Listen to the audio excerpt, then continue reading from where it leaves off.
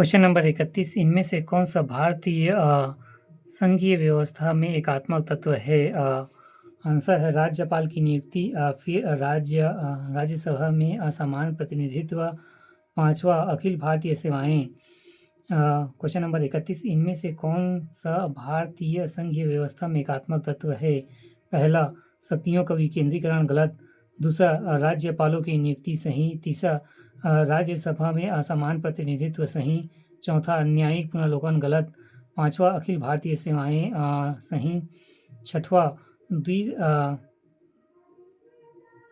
द्विसंधात्मक व्यवस्थापिका गलत। आंसर है इसमें राज्यपाल की नियुक्ति, राज्यसभा में असमान प्रतिनिधित्व, पांचवा अखिल भारतीय सेवाएं, ये सापीस वाले हैं। व्याख्या, उपयुक्त प्रश्न की व्याख्या छत्तीसगढ़ लोक सेवा आयोग 2017 के प्रश्न 37 में देखें। उपरोक्त में विकल्प भी सत्य है। भारतीय संविधान में संघीय सरकार के निम्न विशेषताएं हैं। पहला, दोहरी सरकार। दूसरा, लिखित संविधान। तीसरा, राष्ट्रीय एवं क्षेत्रीय सरकारें के मध्य शक्तियों का विभाजन। चौथा, संविधान की सर्वोच्चता। पांचवा, कठोर संविधान। छठवां, स्वतंत्रता न्यायपालिका। सातवां, द्विसदनीय विधायिका। क्वेश्चन नंबर 32, निम्न में से किस विषय पर राष्ट्रपति के लिए मंत्रिपरिषद से सलाह लेना आवश्यक नहीं है? बी, विधेयकों पर अस्वीकृति देना। क्वेश्चन नंबर 32, निम्न में से किस विषय पर राष्ट्रपति के लिए मंत्रिपरिषद से सलाह लेने की आवश्यकता नहीं है? राजदूतों की नियुक्ति इसके लिए है शायद। विधायकों की स्वीकृति इसके लिए नहीं है। राज्यपाल द्वारा प्रेषित विधेयकों की स्वीकृति इसका पता है। लोकसभा भंग करने कारण ये भी है। संविधान संशोधन विधेयक पर स्वीकृति देना ये भी है। विधेयकों पर स्वीकृति देना ये नहीं है। B answer.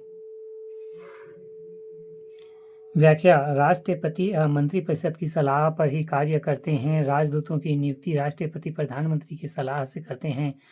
राज्यपाल द्वारा प्रेषित विधेयकों पर स्वीकृति लोकसभा भंग करने व विधेयक पर स्वीकृति प्रदान करने हेतु मंत्रिपरिषद की सलाह व अनुमोदन का अनुसरण राष्ट्रपति जी करते हैं, परंतु विधेयकों पर स्वीकृति देना राष्ट्रपति का विशेष अधिकार है, अन्यथा कि वह धन विधेयक न हो।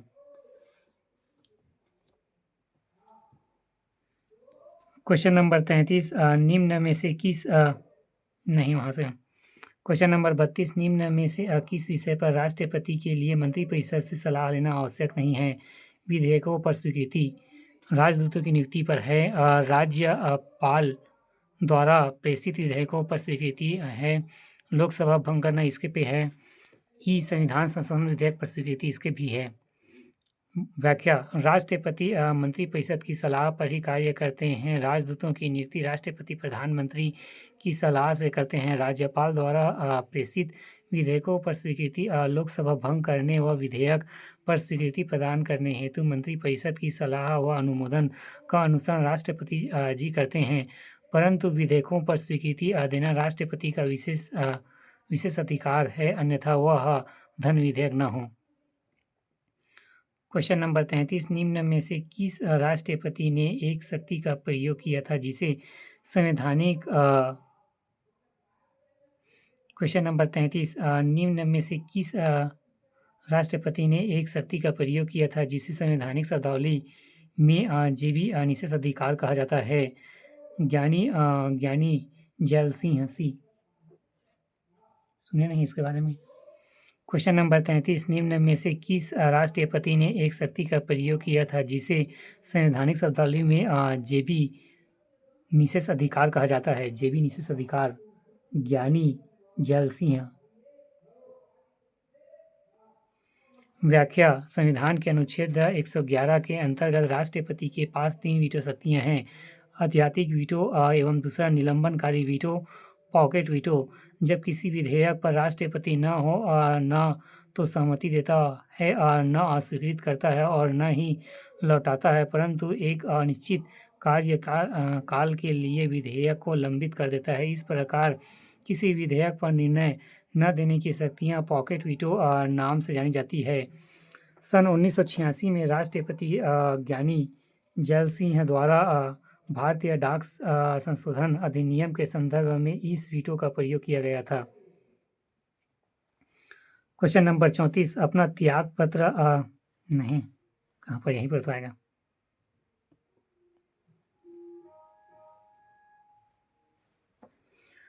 क्वेश्चन नंबर 33 निम्न में से किस राष्ट्रपति ने एक शक्ति का प्रयोग किया था जिसे संवैधानिक शब्दावली में जेबी निशेष अधिकार कहा जाता है? आंसर है ज्ञानी जैल सिंह।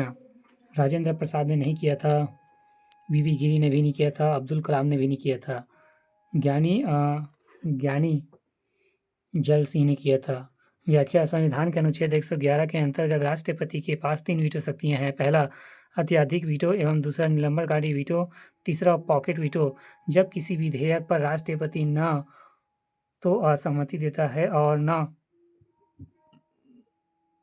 अस्वीकृत करता है और न ही लौटाता है, परंतु एक अनिश्चित काल के लिए विधेयक को लंबित कर देता है। इस प्रकार किसी विधेयक पर निर्णय न देने की शक्तियाँ पॉकेट वीटो के नाम से जानी जाती है। सन 1986 में राष्ट्रपति ज्ञानी जैल सिंह द्वारा भारतीय डाक संशोधन अधिनियम के संदर्भ में इस वीटो का प्रयोग किया गया था।